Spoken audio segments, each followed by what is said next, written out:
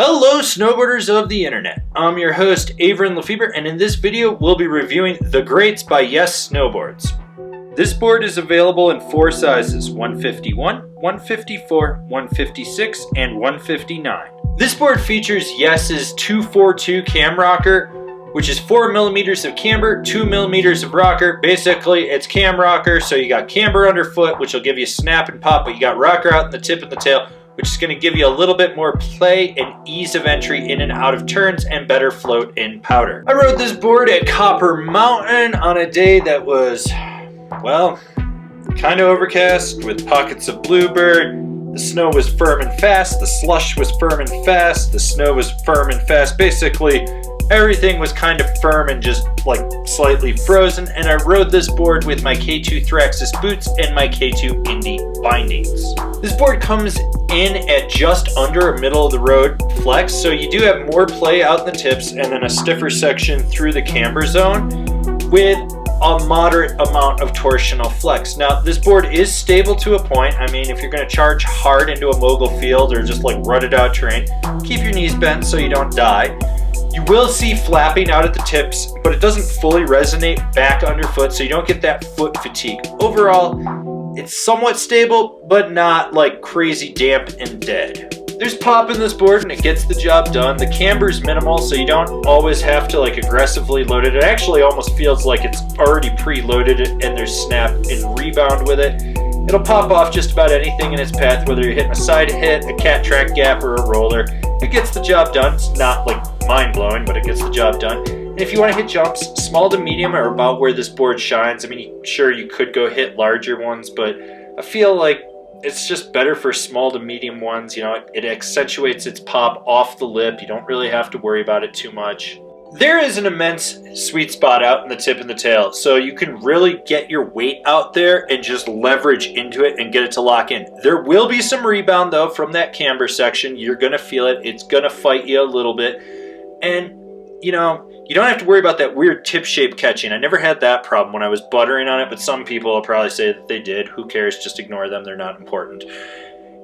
It gets the job done in butters. It's just one of those boards that you got to know where your weight needs to be to lock into that sweet spot, and if you do, you'll be fine.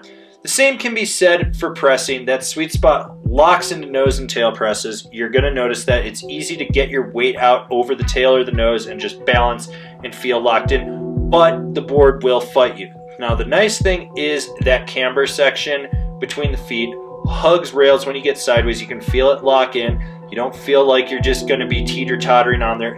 It actually hugs it, but it doesn't clap it, so you know you're balancing on there perfectly and just sliding right on through the feature. So when it comes to carving, that's where the big change is in this board compared to the older models that I've reviewed. You notice right away that when you get on heel edge, it tends to like skid out, and that's just due to that asymmetrical mid-bite. So you actually steer from the inside, so what you need to do is kind of drive into the inside of your feet, you know, like you're just pushing your knees together to get this board to engage, and that changes everything in this board.